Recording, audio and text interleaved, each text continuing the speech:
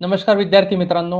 आज आपण पोलीस शिपाई चालक पदासाठी जे प्रश्न विचारले जातात, तर अशी आपल्याकडे 100 प्रश्नांची IMP PDF म्हणजे 2016 पासून ते आतापर्यंत जेवढेही पोलीस शिपाई चालक पदासाठी विविध प्रश्न विचारण्यात आलेले होते, ते संपूर्ण आपण या ठिकाणी कव्हर करणार आहोत.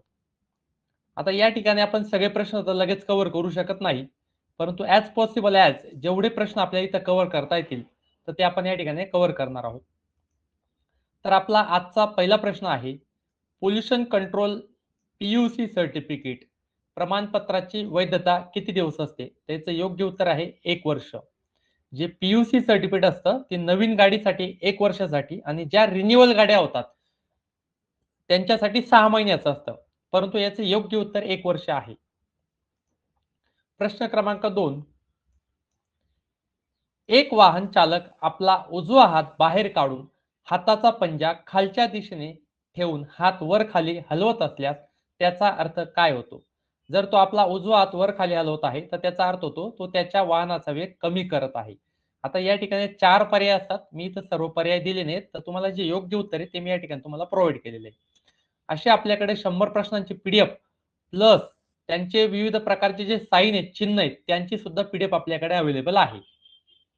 पुढचा प्रश्न आहे आपल्याकडे, जर रस्त्यावर सलग पिवळ्या रेषेने मार्किंग केलेले असेल, तर त्याचा अर्थ काय असतो? तर पिवळ्या रेषेला स्पर्श करू नये किंवा ओलांडू नये म्हणजे ओव्हरटेक करू नये असा त्याचा अर्थ असतो. सलग पिवळी रेषा असेल तर नो ओव्हरटेकिंग असा त्याचा अर्थ आहे. आता पिवळ्या रेषा विविध प्रकारच्या असतात, त्यांची पण माहिती आपण या ठिकाणी घेऊयात. तर बघा, सलग पिवळी रेषा असेल म्हणजे बघा तुम्हाला चित्रामध्ये दिसते पहिल्या चित्रामध्ये, तर नो ओव्हरटेकिंग म्हणजे तुम्हाला गाडीला ओव्हरटेक करायचं नाहीये. जर दुहेरी पिवळी रेषा असेल तर ओव्हरटेक करणे अत्यंत धोकादायक म्हणजे त्यावेळेस तर तुम्हाला ओव्हरटेक करायचंच नाहीये.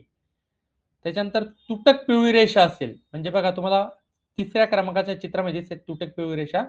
तुम्ही ओव्हरटेक करू शकता परंतु सावधानतेने, हळू-हळू आणि कधी-कधी तुम्हाला एक तुटक रेषा आणि एक सलग रेषा दिसते.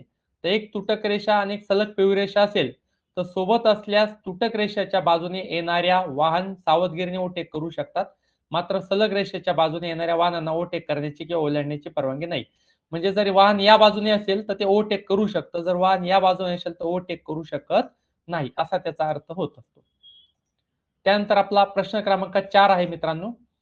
भारतात नव्याने पदार्पण झालेल्या इलेक्ट्रिक वाहनांची नंबर म्हणजे रजिस्ट्रेशन नंबर प्लेट कोणत्या रंगाची असते? त्याचं योग्य उत्तर आहे हिरव्या रंगाची. तर गाड्यांना विविध प्रकारचे रंग असतात बघा. तुम्हाला डायग्राम नंबर 1 मध्ये पिवळी कलरची पाटी दिसते. डायग्राम नंबर 2 मध्ये हिरव्या कलरची पाटी दिसते. चित्रात तिसऱ्या चित्रामध्ये पांढऱ्या कलरची पाटी दिसते. तर आपण सगळे कलर बघणार आहोत, की कशाचा काय अर्थ असतो. तर बघा, पांढरी प्लेट जी असते ना गाडीला, ती सामान्य नागरिकांच्या खाजगी वाहनांसाठी असते. म्हणजे ती प्रायव्हेट गाडी असते. आणि जर पिवळी नंबर प्लेट असेल, तर त्या ट्रान्सपोर्टच्या गाड्या असतात. व्यावसायिक वाहिनी आपण ज्याला म्हणतो, जसं टॅक्सी, बस, ट्रक, रिक्षा असेल. आणि हिरवी प्लेट जर असेल, तर ते फक्त केवळ इलेक्ट्रिक वाहनांसाठी हिरवी प्लेट असते.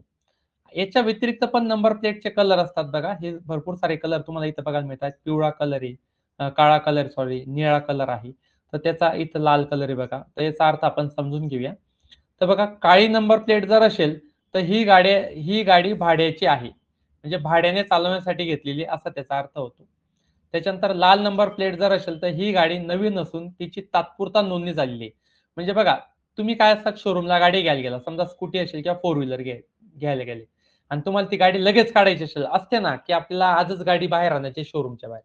तर तात्पुरता एक लाल कलरचा नंबर तुम्हाला दिला जातो आणि तुम्ही ती गाडी चालवू शकता. जोपर्यंत तुमची प्रॉपर नंबर येत नाही तो. तर तात्पुरता एक नंबर तुम्हाला दिला असतो, जो की लाल कलरमध्ये असतो. जर निळी प्लेट असेल, तर ही गाडी परदेशी राजदूतची आहे. म्हणजे फॉरेन डिप्लोमॅट जे असतात, त्यांच्या गाड्यांना अशी निळी पाटी त्या ठिकाणी बसवलेली असते. आणि जर बाण असलेली काळी पाटी असेल, तर ती लष्करी म्हणजे मिलिटरीच्या ज्या गाड्या असतात, त्या काळ्या कलरच्या असतात आणि वर असा प्रकारचा बाण असतो. आणि लाल प्लेटवर भारताचे चिन्ह असेल, तर ते 2च लोकांना ही गाडी असते. एक तर राष्ट्रपतीला आणि राज्यपालाला. तर असे विविध कलरच्या पाट्या त्या ठिकाणी गाड्यांना असतात. त्याच्यानंतर पुढचा प्रश्न आहे, 3 लेन असलेल्या एक्सप्रेसवरील सर्वात उजवीकडील लेन कशासाठी किंवा कोणासाठी असते? सर्वात उजवीकडील लेन म्हणजे ही वाली लेन. तर ओव्हरटेक करणाऱ्या वाहनांसाठी म्हणजे ज्या सगळ्यात जास्त वेगाने गाड्या जातात, तर या लाईनवरून ते ओव्हरटेक त्या ठिकाणी करू शकतात. तर 3 लेन तुम्हाला इथं बघायला मिळत आहे. तर बघा जी उजवी लेन आहे ती ओव्हरटेकिंगसाठी आहे. म्हणजे पहिल्या जी लेन असते ती ओव्हरटेक करण्यासाठी असते. जी मध्य लेन आहे म्हणजे ही वाली जी लेन असणार आहे ती मध्यम वेगाने जाणाऱ्या वाहनांसाठी सातत्यपूर्ण प्रवासासाठी आहे. आणि जी डावी लेन असते ती जड वाहने म्हणजे बस, ट्रक, टँकर यांच्यासाठी. ही जी डावी लेन असणार आहे ती जड वाहनांसाठी असते. इथं तुम्हाला 3 लेन दिसतात बघा.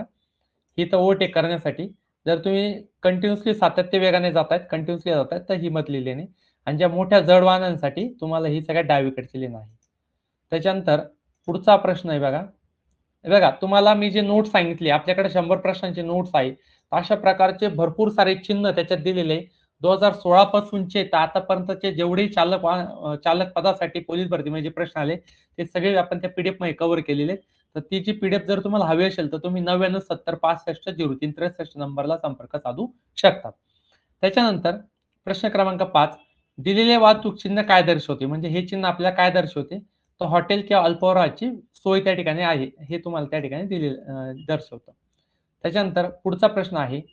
खालील दिलेले वाहतूक विषयक चिन्ह काय दर्शवते? तर जनावरे रस्त्यावर येण्याची शक्यता त्या ठिकाणी आहे. जिथं जनावरे रस्त्यावर येऊ शकतात तिथं असं चिन्ह तुम्हाला बघायला मिळतं. पुढचा प्रश्न आहे.